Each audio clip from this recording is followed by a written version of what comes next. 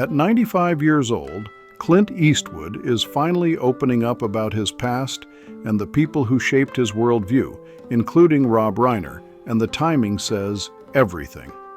Clint Eastwood was born Clinton Eastwood Jr. on May 31, 1930, in San Francisco, California, right in the middle of the Great Depression, a brutal era that left no room for softness. His childhood was anything but stable.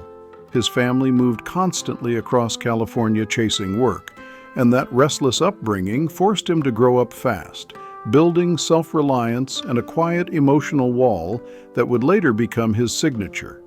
As a kid, Eastwood wasn't loud or flashy. He stayed back, watched people closely, and spoke only when it mattered. That calm, observant nature followed him into adulthood and later defined his on-screen presence. Music was one of his early escapes, especially jazz and piano, and it quietly shaped how he understood timing, silence, and mood, skills that would later separate him from other filmmakers. After high school, there was no Hollywood fast track waiting for him. Eastwood worked wherever he could: lifeguard, lumberjack, gas station attendant, real jobs that kept him grounded and connected to everyday struggle. Those years taught him respect for hard work and mental toughness, and acting wasn't even a clear plan yet. His entry into Hollywood came slowly and almost by accident after his discharge from the U.S. Army. He tested the waters, took chances, and hoped something would stick. But early on, the industry didn't roll out the red carpet. Signed by Universal Pictures in the mid-1950s, Eastwood faced rejection after rejection. Studio executives openly questioned his looks, his voice, and whether he had enough screen presence. Instead of breaking him, those dismissals sharpened his resolve. He didn't quit or lash out. He stayed patient, kept training, accepted small roles, and waited for a chance to grow on his own terms. That opening finally arrived in 1959 with the television series Rawhide, where he was cast as Rowdy Yates. The role gave him steady work and national visibility over 8 seasons, but it also left him feeling boxed in. Eastwood wanted more depth, more risk, more control. So he made a bold move that most actors wouldn't dare. He walked away from American television and took a low-paying role in Italian cinema. In the mid-1960s, he teamed up with Sergio Leone for the Dollars trilogy, A Fistful of Dollars for a Few Dollars More, and The Good, the Bad, and the Ugly. That gamble changed everything. Those films flipped the Western genre on its head. Eastwood's Man with No Name wasn't loud or heroic in the traditional sense. He was quiet, morally complex, and dangerous without saying much at all. His power came from restraint, presence, and what he didn't say. That approach redefined masculinity on screen and made him a global star. More importantly, success gave Eastwood something rare in Hollywood: control. Control over his career, his creative direction, and his independence. When he returned to Hollywood in the late 1960s and 1970s, he wasn't just another actor. He was a force. Films like Dirty Harry turned him into a symbol of tough justice, sparking heated debate and cementing his reputation as someone who never played it safe. Eastwood never let people box him in, and he pushed back hard against simple labels every chance he got. He made it clear his characters weren't political slogans or cheap statements. They were messy, layered, and full of moral tension. That refusal to spoon-feed audiences became one of his defining traits. During this stretch, Eastwood proved he wasn't a one-lane actor. He bounced effortlessly between westerns, action films, thrillers, romantic dramas, and even comedies without missing a beat. Movies like Play Misty for Me, High Plains Drifter, The Outlaw Josie Wales, Every Which Way But Loose, and Escape from Alcatraz showed he could switch tones fast and still stay believable.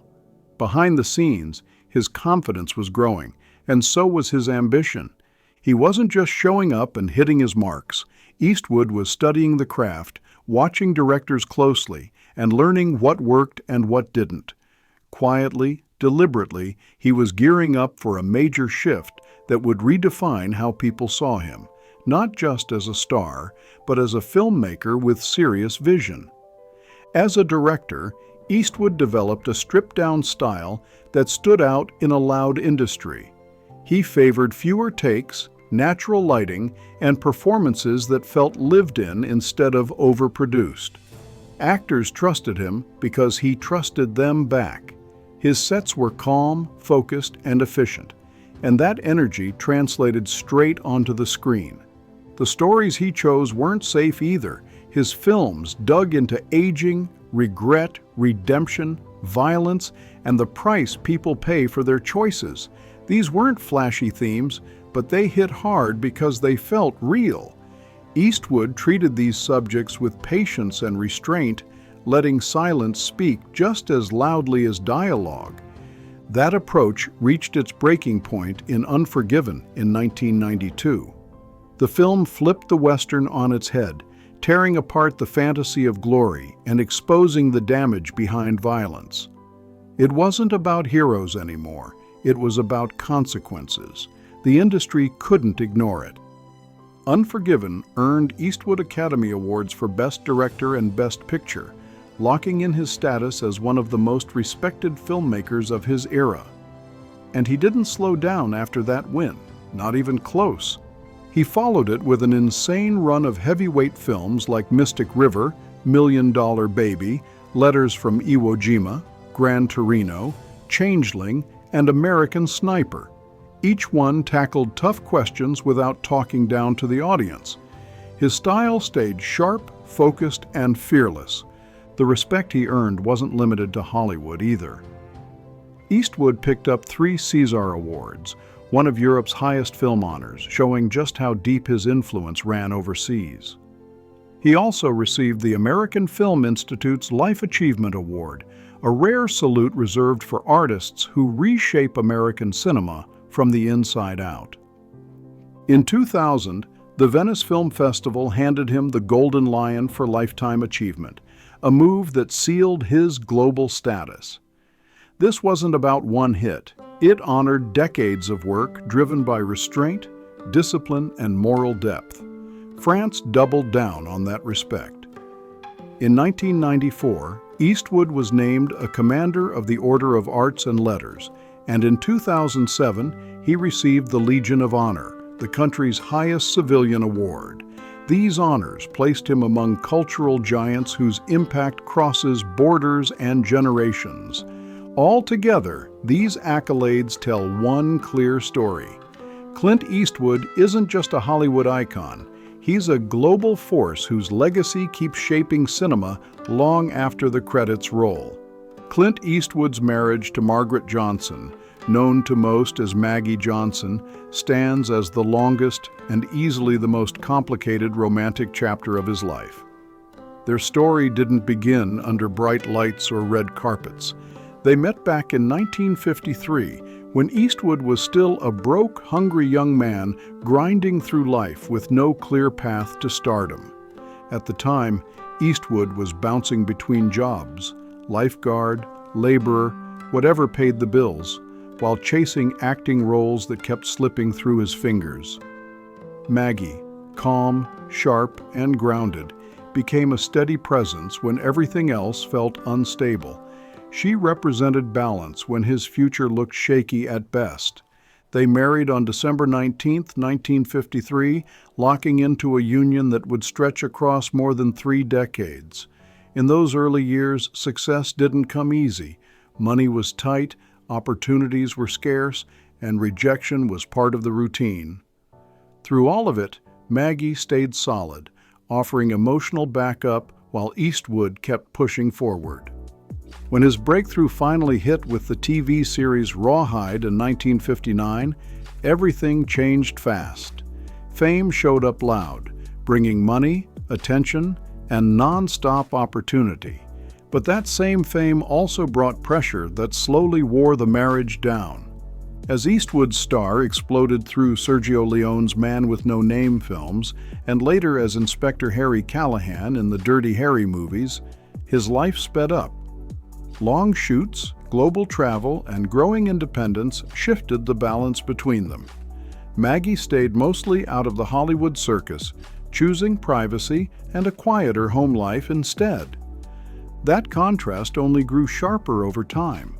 Eastwood became a public figure known worldwide, while Maggie stayed in the background by choice. The marriage endured long stretches apart and struggles that Eastwood later acknowledged openly. Despite everything, they remained legally married for decades, a sign of emotional complexity and shared responsibility rather than a clean break. Together, they raised 2 children. Their son, Kyle Eastwood, born in 1968, carved his own lane as a respected jazz musician. Their daughter, Allison Eastwood, born in 1972, moved into acting and filmmaking. Maggie focused fiercely on keeping their kids grounded and shielded from Hollywood chaos, holding the family together when stability mattered most. In 1978, after 25 years of marriage, Clint and Maggie formally separated. Still, the final divorce didn't come until 1984. That long delay showed just how tangled their lives and finances had become over the years. When the divorce was finalized, it became one of the most expensive settlements Hollywood had seen at the time. The settlement reflected not just Eastwood's massive success, but Maggie's decades-long role beside him during his rise. Even after the marriage ended, Maggie Johnson remained a core figure in Eastwood's personal story. She was there before the fame, survived its pressure, and raised their children away from excess. Now, at 95, Eastwood speaks with the kind of clarity that only comes from living it all. Looking back on more than 7 decades in Hollywood, he doesn't just reflect on his own career. He reflects on the people, the relationships, and the personal cost of ambition in an industry that never slows down. When asked directly about Rob Reiner, Clint Eastwood doesn't lash out or sound bitter, not even close. His tone stays calm, thoughtful, almost reflective. There's no hostility in his voice, just a deep concern about where Hollywood has drifted over the years. "I've never had a problem with Rob as a filmmaker," Eastwood says plainly. He acknowledges Reiner's talent without hesitation, pointing out that you don't make the movies he's made without understanding character and timing. Eastwood gives credit where it's due, especially to Reiner's early films, which leaned into humor, warmth, and genuine human connection. To Eastwood, those movies came from a different Hollywood, a time when storytelling mattered more than messaging, and craft mattered more than applause. Back then, films tried to bring people together instead of sorting them into camps. That shift or loss is what really troubles him. What concerns Eastwood isn't just Reiner as an individual, but what he represents in the broader culture. Somewhere along the line, the business stopped being about curiosity, Eastwood reflects. It became about certainty, and certainty is dangerous in art. In his view, Reiner has become a symbol of an industry that confuses moral confidence with moral authority. Eastwood draws a clear line between that mindset and his own approach. "I never believed my job was to tell people what to think," he explains. "My job was to show people who they are." His films, even the ones that stirred controversy, were never designed to lecture. Whether it was westerns, war stories, or quiet character studies, Eastwood trusted audiences to make up their own minds. According to Eastwood, the real gap between himself and Reiner isn't political, it's philosophical. "Rob wants to win arguments," Eastwood says. "I want to ask questions." He remembers a Hollywood where creative friction was healthy, where artists with wildly different views could still collaborate without demanding agreement. That environment, he believes, has faded. "There was a time when you could disagree and still respect each other," Eastwood recalls. Now disagreement gets treated like a moral failure. He suggests that Reiner's outspoken activism reflects a larger trend where entertainers confuse being loud with being right. Moral certainty closes doors that storytelling should leave open, Eastwood says firmly. Still, he refuses to paint himself as a victim. Nobody's silencing me. I've had my say. What really worries him is the next generation of filmmakers who feel boxed in, scared to speak honestly because stepping out of line comes with consequences. They're scared to be honest, he says, and fear has never made good art. When asked if Reiner understands this criticism, Eastwood pauses. I don't know, he admits. People hear what they want to hear.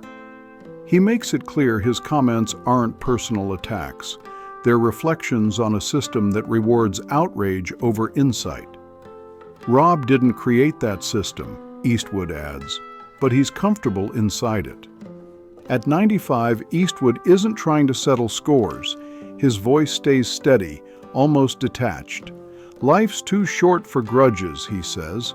What matters now is legacy, not awards, not box office numbers, but creative freedom.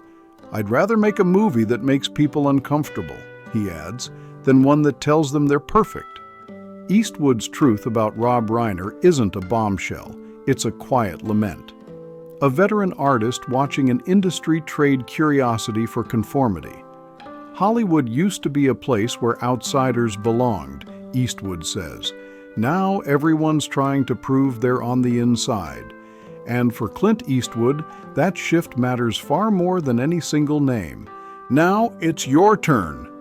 What do you think about Eastwood's take on Hollywood today?